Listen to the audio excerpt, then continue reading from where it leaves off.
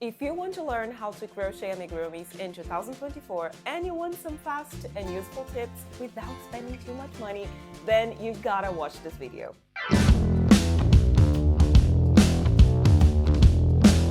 Hey everyone, if you're new here in the channel, I am Bianca from Crocheniacs, and in today's video I'll share 10 amazing tips. And honestly, some of these tips I really wish someone had shared with me when I first started to crochet amigurumis back in 2015. Tip number 1, purchase only one crochet hook.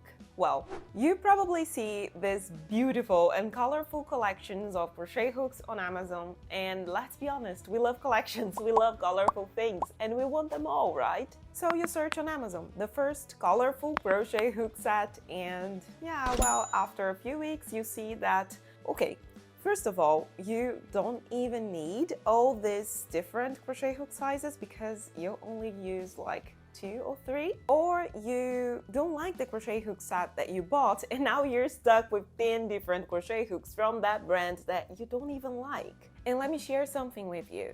This crochet hook here is from a Brazilian brand. It was very cheap. I paid like $2-3, and it is a 2.5 millimeter crochet hook size, and I used this crochet hook for almost 4 years until I decided to invest in a better product. And nowadays my favorite crochet hook is this one from Tulip. I always mention it here in the videos because I love the ergonomics, and the metal part, it slides very smoothly when we are crocheting. So this is my favorite one, but it's a bit expensive. So that's why if you're going to crochet your first amigurumi, don't purchase like the most expensive crochet hook you find in the internet. Just buy like a cheap one so you can try and see if you really like amigurumis in the end. And I'm sure you will, because we all get addicted to amigurumis after a while. So my final advice for you is buy only one crochet hook. If you like it, good. Maybe you can purchase the other crochet hooks from the set. If you don't, that's fine too, because you didn't spend too much money in a crochet set that you'll never use again.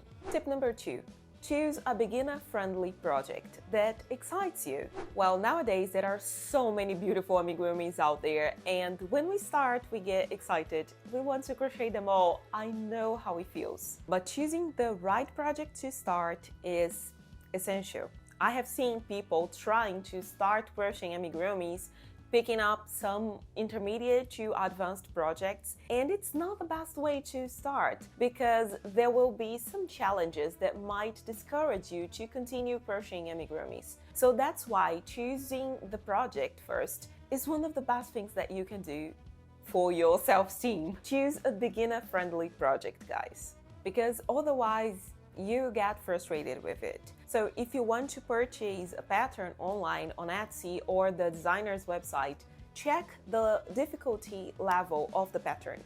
If it's written intermediate or advanced, maybe this is not the right project for you right now, okay? There are so many interesting tutorials here on YouTube, so you can learn some beginner-friendly projects. For example, in my channel, I have this tutorial here for this beautiful octopus. This is a very beginner-friendly project in which you can do in like 15 minutes, less than 20 minutes if you practice for a while. Of course, if you are a beginner, it won't be that fast. Yeah, this is a very easy project to start. And choosing a project that excites you is also very important to give you the motivation to continue. I shared it already here in the channel because my first attempts with amigurumis, I crocheted a Pokeball. I like Pokemon, and we all start crocheting balls when we learn amigurumis. This is like the foundation of it, to make this circular shapes and creating balls. But I also needed the motivation, so I decided to crochet a Pokeball. And I remember that back then, like 9 years ago, I crocheted so many Pokeballs, you have no idea.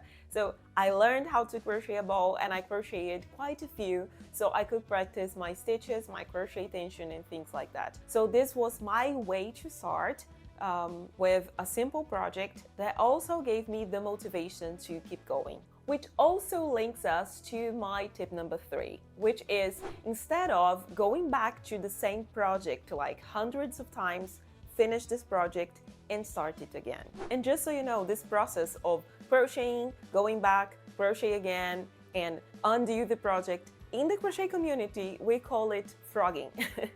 So every time you hear me saying like frog the project, it means that you're going back, which is a very clever term. I really love it. So believe me when I say that you are in your first attempts with crocheting amigurumis and you keep frogging it until you reach perfection, you will get discouraged. So my tip for you is, you started crocheting your first amigurumi, finish it. Do it again and compare your second amigurumi with the first one, the same pattern. Observe the differences in these two projects. Observe the stitches. Are they a bit more even? What are the things that you improved in the second project that you did? Okay, do it again like a third time. Choose a simple project that excites you, like the Pokeball example that I gave before. Okay, do it like a third time. And when you have these 3 amigurumis in your hands, can you realize how much you have improved in this process? Take notes of these things, like how long did it take for you to finish the first amigurumi, the second amigurumi, the third one? Observe the stitches. What about the stuffing? Did you learn how to stuff this amigurumi correctly? What about the gaps between stitches?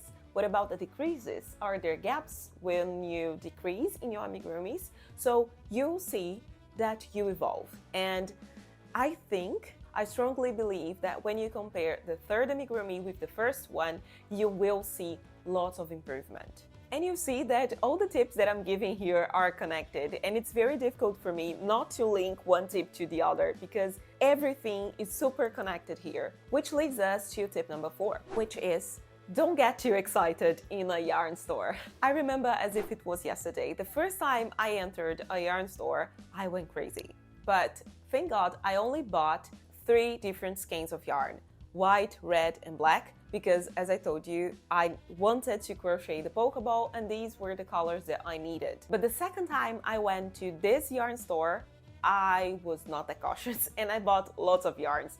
And I remember that I never used these yarns ever again. And when I moved from Brazil to Finland, which you know is the country that I live nowadays, I sold all my yarn stash. You see, it was not necessary. I didn't need these yarns. I didn't have a purpose for them. I just bought them because they were beautiful, beautiful colors. And I was like, okay, maybe one day I'll use them.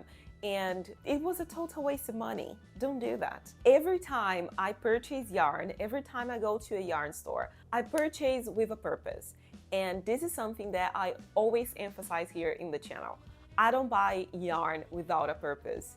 If you have a project in mind and you know what you need to crochet this project, this amigurumi, buy the necessary amount of yarn to complete this project. So by that point, you're probably asking, so what should I do when I enter a yarn store? Which type of yarn should I choose? If you're a beginner, you just want to start with amigurumis, my advice is choose a cotton yarn, a beginner-friendly yarn, which for amigurumis, I strongly believe the best ones are 100% cotton yarn or a combination of cotton with acrylic.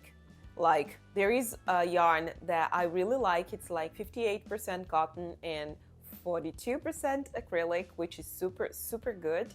So this is the type of yarn that I will go to. Don't go to these chenille blush yarns like this one, which is super beautiful. And for those who are a bit more experienced, there are some good plush yarns that I recommend, but if you're just starting, I would not recommend this kind of yarn because the fluffiness is amazing. It's like, oh, it's so soft, it's nice to crochet, but it's super hard to see the stitches with all the fluffiness. I mean, it's super hard to differentiate the stitches, the single crochet from an increase. Decreases are so hard to differentiate with this kind of yarn. So if you're a beginner, don't go for this type of thread. Choose a cotton yarn or cotton with acrylic yarn and you will have some good results for your amigurumis. Tip number 5.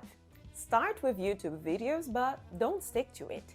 Learn how to read a crochet pattern. It is totally fine to learn how to crochet with YouTube videos. When we are beginners, crochet along with the video is probably one of the easiest ways to start indeed, but I am sure that after a few amigurumis that you crocheted from YouTube videos, you'll be willing to try different patterns, different designs and new techniques.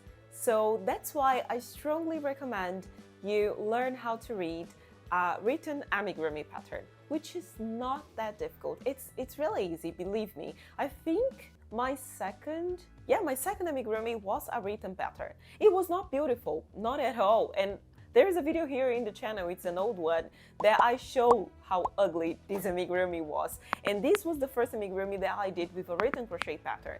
But it was okay, it was part of the process, I was learning. And the third amigurumi that I did with a written crochet pattern was super beautiful. I am proud of this amigurumi until today. Don't be afraid of trying a written crochet pattern. You will do it. I am sure you're capable of doing it. Tip number 6 is kind of a delicate topic, but I want to go with it anyways. Don't be a know-it-all. We are eternal students. And it's not only about crochet, right? But we are always constantly learning. As you know, I crochet amigurumis, there's been like 9 years already, and I have some experience with other crafts before that. I tried sewing, lettering, and embroidery, so I did lots of other crafts before crocheting amigurumis. So I do have an experience with all those different crafts, but I am still learning. And I am pretty sure that within 10, 20, 30 years, I will still be learning new things, new techniques about crochet or whatever. So don't be this know-it-all person, don't have this attitude, keep an open-minded, so you will always learn and improve your amigurumis. Tip number 7. Join friendly communities where people really value the effort of the artisan. And the main reason I am sharing this tip here with you in the video is because nowadays, unfortunately, there are lots of groups out there with people that do not respect the hard work of the artisan. And they're like simply sharing or reselling the designer's work. And my goodness, this is so disrespectful. This is wrong in so many levels that it's even hard for me to explain and talk about this topic. The artist, the artisan, and I'm not only talking about myself here, but of course I'm included in this group. Work hard on it and spend weeks, months working on this project. And there are so many things involved in the process of creating this art, you know? We pay our bills with that. And it's an honest work. You don't go to a supermarket and steal a bottle of milk from the shelf, for example. So why would you do that to an artisan? Why would you steal this person's work? And there are so many ways to support an artisan, like joining their social media account, Patreon, YouTube, purchasing the pattern directly from them in the website or Ravelry, Etsy, whatever. But really, if you get a free pattern from someone in those groups, just question yourself if this pattern is really free, because there are lots of free patterns available out there. I do have lots of free patterns here on YouTube and also on my Instagram account. But question yourself if this pattern is a free one, if this is a stolen pattern. Which also links me to the tip number 8, which is don't fall for those absurd packages of patterns out there. Because guys, this is a fraud. Those people are stealing from the artisans. In tip number 7, I was talking about groups that are disrespectful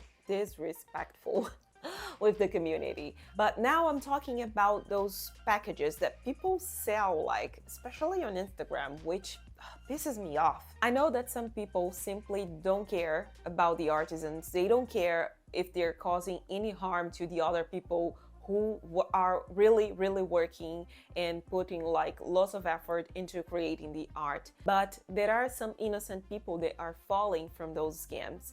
And I see that happening, unfortunately, like almost every week someone reaches me with those sort of questions.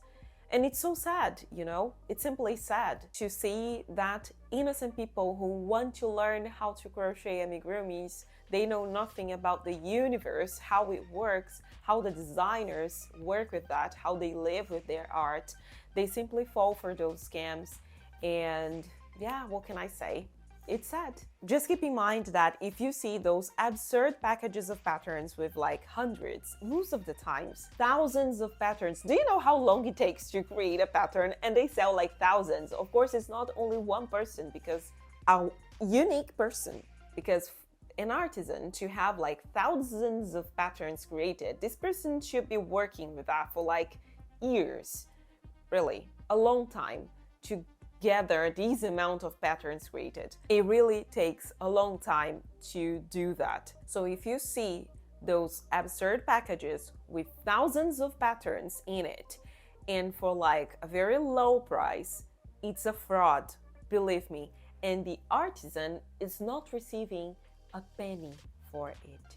And of course, this tip number 8 is connected to tip number 9, which is learn how to differentiate a real store from a false one. Nowadays, there are so many people on Instagram, like YouTube. The amount of people in the internet is huge. So that's why all these tips are here in this video, that I'm gathering like important tips that I would give for someone that is starting to crochet amigurumis in 2024.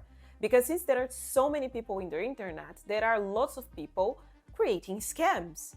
And those scams are created in different areas. We see scams in like finances, the technology, in the craft community, we see that as well. So that's why I'm here, and I guess my mission is like to educate people so they start in like a correct way and don't fall for those scams. So usually a designer, an amigurumi designer, I mean, they have their own style of amigurumi. They have their style of photography, and they have their logo, their brand. And when you see those stores that sells packages and things like that, they do not follow a pattern.